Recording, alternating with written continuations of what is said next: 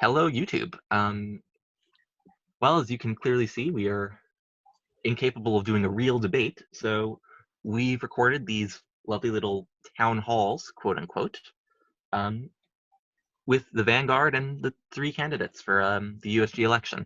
I'm Kiara. Ryan is there. He's doing a little thumbs up in his room. And our first candidate today is Michael Davis, who there. Oh, you're there too, right? There you go. All right. So we only have 40 minutes to do this, so let's get through the little festivities and just say, all right, Michael, in under 1 minute, introduce yourself to the student body. Okay. Well, I'm Michael Davis. I am a junior right now in Brooklyn College. I'm a Sikh student.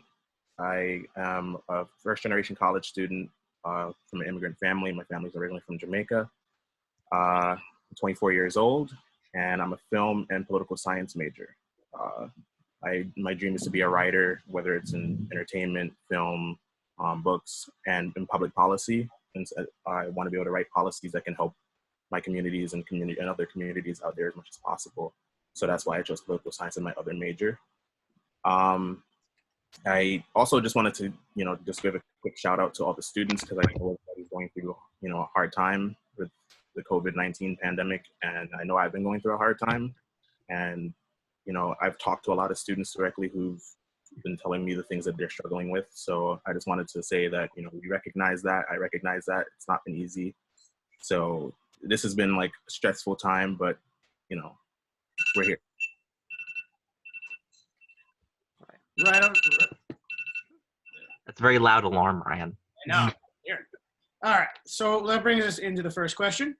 Obviously, there's a lot of issues plaguing CUNY in Brooklyn at the moment, non-coronavirus related. Yes. And one thing that a lot of the candidates and many people in the campus community are vocal about is tuition hikes. So how do you plan to address tuition hikes as they continue on in CUNY? Well, we believe that there's a ton of, coalitions and movements already that exist that we can work with, collaborate with, and we think we can organize.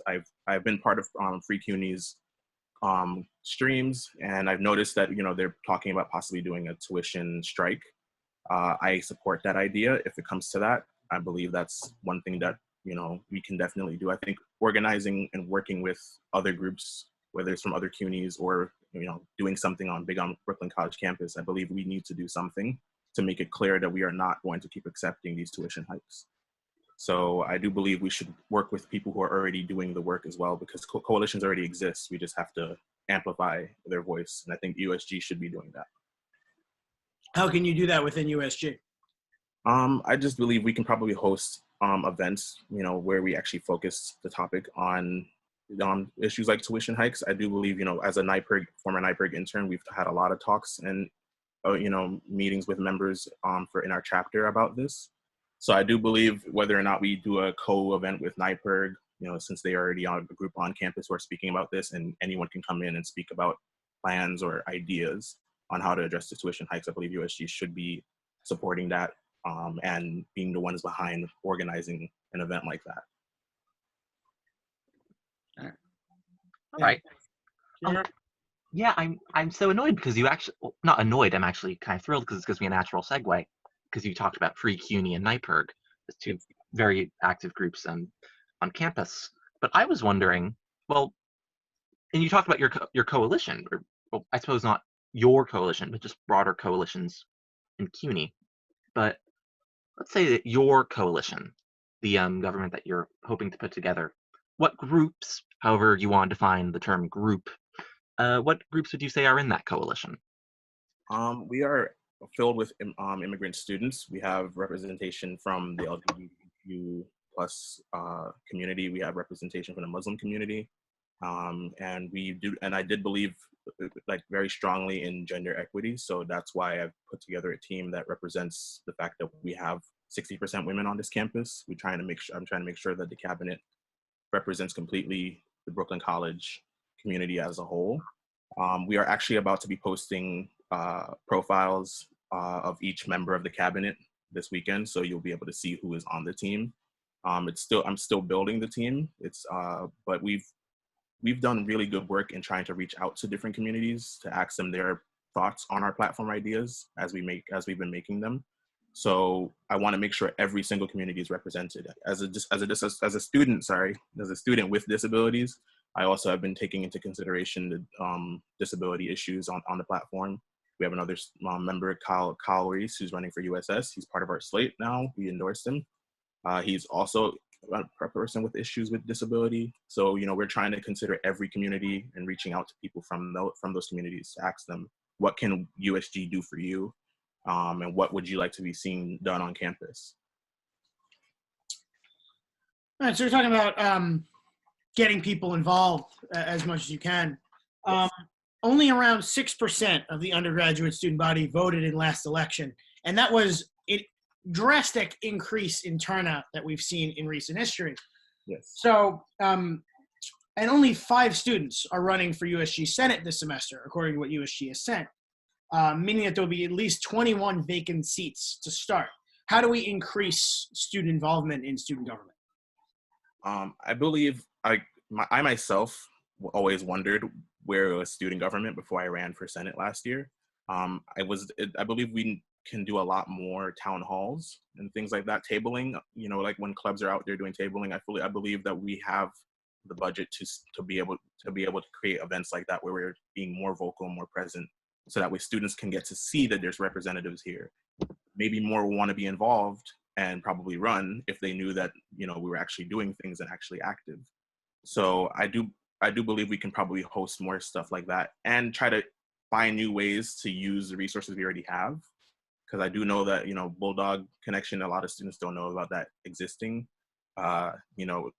Student Center, not everyone's been to Student Center. So we need to find ways to connect all of these different resources that we have that students use, whether it's student group chats or Facebook, etc., Instagram. We need to find a way to start using all of those to show that USG is here and that we want student involvement and student engagement, and actually listen to the students when they have issues, be as present as possible.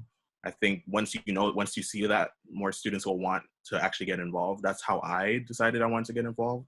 So, I just think, like, once I finally heard about USG, I was like, hey, I want to be involved, but not a lot of people really know what's going on. So I think if we work on that as a focus, just being present, that should see some increase. And that's a big deal for us, is to increase that.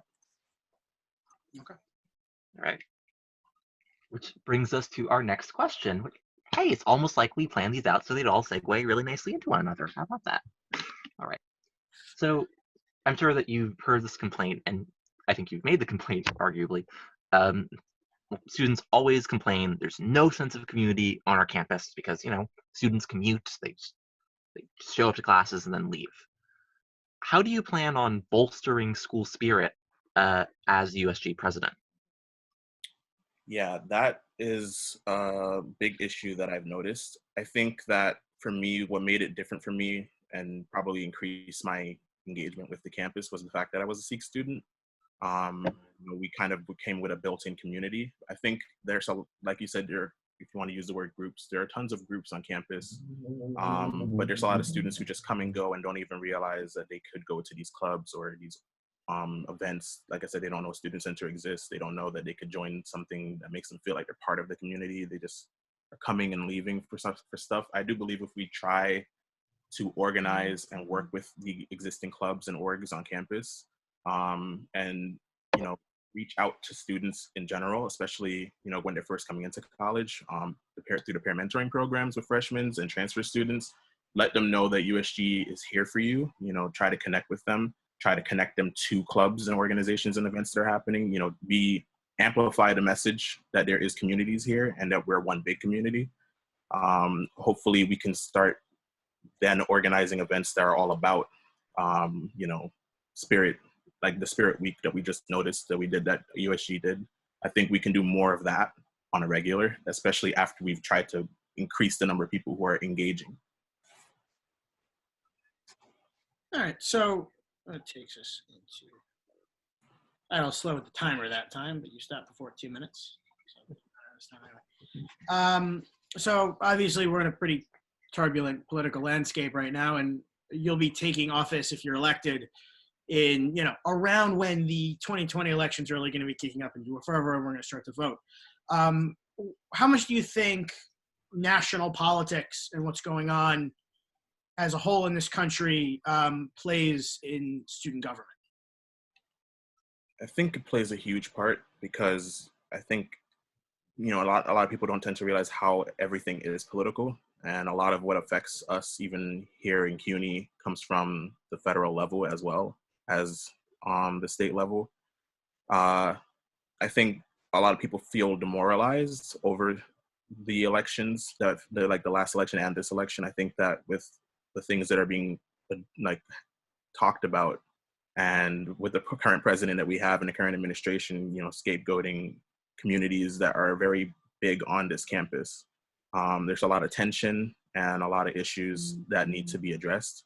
I think, when you think about it, we don't really talk about it on campus as much, but it exists. You can see it, you can feel it. There's always that tension that's going on. People in classes will hear about it more with our professors when we're talking about current events.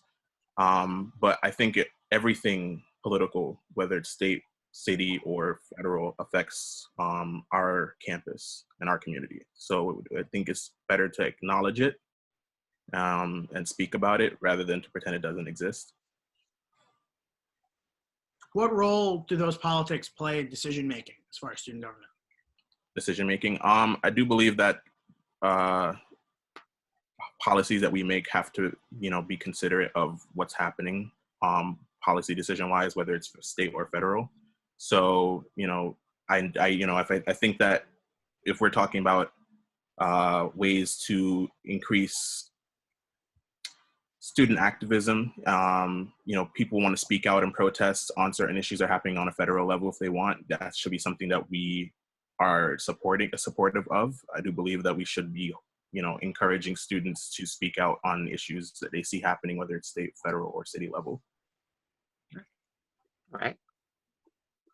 So speaking of protests and, on-campus events, well, I'm sure you've already are aware of this. There's a very good chance, given the coronavirus, classes might once again go online, not just for the semester, but for all of the fall semester.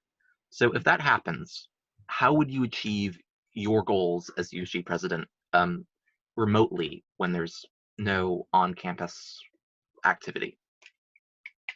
Yes, that's a good question. It's the same thing that we're struggling with just the campaigning. The switch to everything being online is a learning process. We are learning as we go. We still believe that, I do want to give credit to USG for still going through with Spirit Week and things like that during this remote transition. I think that's a good idea of, just keep trying to organize, keep trying to speak to students through, whether it's on remotely or not. We can try to do Spirit Week type stuff like that again, and do, sit down town halls with students who want to participate on the USG social media platforms, and including, obviously, we'll have to have Senate meetings when we do have more members of the Senate to vote and make decisions remotely, and everything will have to be centered around, most likely, the problems that we're having remotely and the COVID situation, depending on how long the effects of it will be lasting. So it would be a hard time. Obviously, it's never going to be easy, but it's something that we'll have to just adapt to. And I think we've done a really good job, our team, at adapting to the situation so far. So we'll just have to do that again once we win. So talking about, obviously, the coronavirus response and everybody involved, how do you feel about the administration's response to the pandemic, both Brooklyn College and CUNY Central as a whole, and what do you think, if anything, has been missing from that response?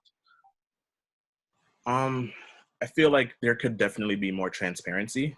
As far as CUNY goes, there was that USS live stream that happened with the chancellor of CUNY, where he did, speak to students about certain issues with the transition, and I was in that live stream. I do appreciate him willing to, speak on it, but I felt like there was still a lack of transparency on a lot of things. And I don't want to badger them. Obviously, it's a transition period. Everyone's trying to figure out what to do, what's right to do, what's not, what's not right to do. But at the same time, I do think that they could have done a better job at handling the transition, especially right before the shutdown. I did notice that, on campus, people were panicking and wondering what's going on. We're spreading everywhere in New York. When is something going to happen on campus? And I feel like there was no response to that panic until we were forced to shut down. So I think the administration could do a better job at being transparent and speaking to students about the issues that are going on. I think they've done a better job, and President Anderson doing updates on a regular. So I think they just need to do more, and CUNY especially. Such as what would go as far as more? Just more transparency, more speaking to students about what's going on, and including students in these issues, asking questions about what the students want to see happen, how they want to see things happen. I think that is the right route, and it just needs to be amplified. All right. Oh, I have to scroll down to my special question just for you. All right. So you've made diversity a key part of your campaign. I mean, you obviously talk about having gender equity in your appointments and your slate. You're also very vocal about your support for progressive causes and candidates. Yes. Now, some people might argue, I'm not one of them personally, but some people might say there's a conflict of interest here insofar as one way in which you can interpret the word diversity is diversity of political views. So do you believe that when you talk about diversity and such, should that include, say, including voices from across the political spectrum, from the most conservative students on campus to the far left? And should these people is there a place in student government for these voices?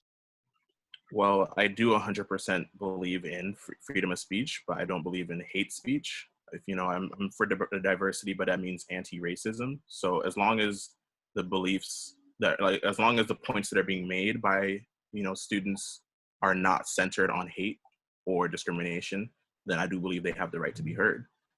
If you want to be in USG and you're talking about issues on campus, regarding food insecurity and problems with public safety, et cetera, whatever issues you want to speak on, if you can speak on them without using any of that vitriolic language, then you can definitely be included.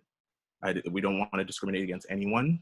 And, every person has a right to speak on what they want to talk about, but we just won't welcome that type of speech in student government.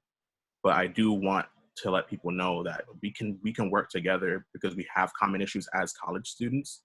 And things like issues with tuition hikes and student debt, those are stuff that we can all address. Food insecurity, housing insecurity, those are all things that we should be able to address together without attacking each other. All right, Mike. You're running against two other people. You all have your wide range of experiences in life and in, you would say, a political spectrum. What separates you from your opponents? I would say what separates me from my opponents is definitely our background. As you said, we do come from a wide range of things. I am, born and raised here in Brooklyn, like I said, Jamaican family, but I come from a low-income background. That's why I'm a Sikh student. They gave me an opportunity that I otherwise would have never had to come to college. And I had struggles growing up with health issues and being unable to walk. And I feel like that background with the lack of medical insurance and in and out of hospitals and struggling for food at the time really made me believe in these progressive policies that I do stand for today. That's why I want to fight for them. And after becoming a student and having friends who are outside of the Sikh program who still have to pay for tuition and end up in so much debt and issues, that's why I decided to become more active. That's why I want to go into public policy. I want to put the students first, and I just want to see the best being done for Brooklyn College. I want to see a better Brooklyn College. And I just want to be able to use what's already there. There's already so many groups and students who are speaking up on these issues, and I want to work with them. They're the ones who came to me and asked me to run. Ethan asked me to be his VP. He asked me to be his student advocate, and Dapo asked me to be his VP.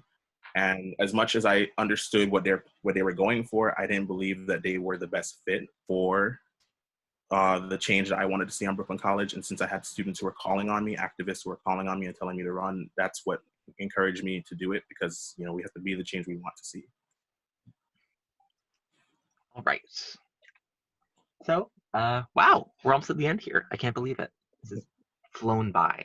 Speaking of flying by, if you could have a superpower, I know you're laughing. I know. Okay, it's okay. But it's a serious question. I always think this is really great. I'll give you the pun point. Okay. If you could have a superpower, what would it be?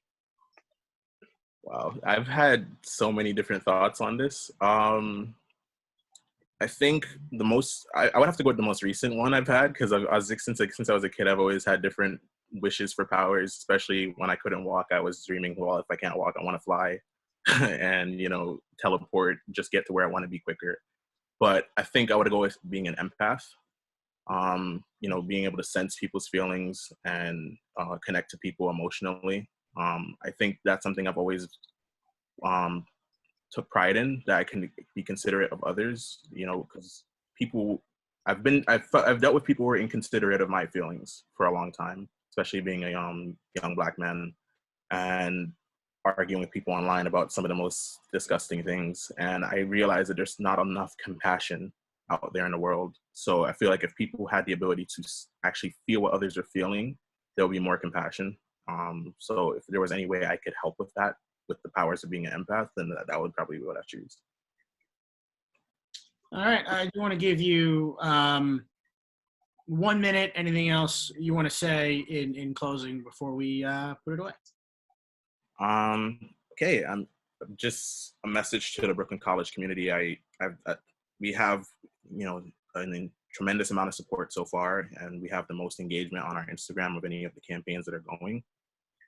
We believe we can do the things that we're talking about when we do it together. We believe in unity and solidarity, and we are with you. We are students as well. We're struggling with the same struggles you have. We're from very similar backgrounds as many of the communities on this campus, because we believe we represent the campus. We want you to feel like you have someone amplifying your voice. Your voice is already there. It just needs to be amplified, and USG should be the ones to do that. I also want to give a shout out to Vanguard. Thank you so much for doing this, because I do believe that students deserve to hear directly from their candidates and have questions answered. And you can always contact us on Mike and Vanessa for BC on Instagram. You can DM us, ask us any questions about the campaign platform, and we will definitely answer it. All right. Thanks, Mike. Thanks for taking the time. Best of luck between the 4th and the 6th. I want to remind anyone who's watching, you can vote on BC Webcentral from May 4th to May 6th.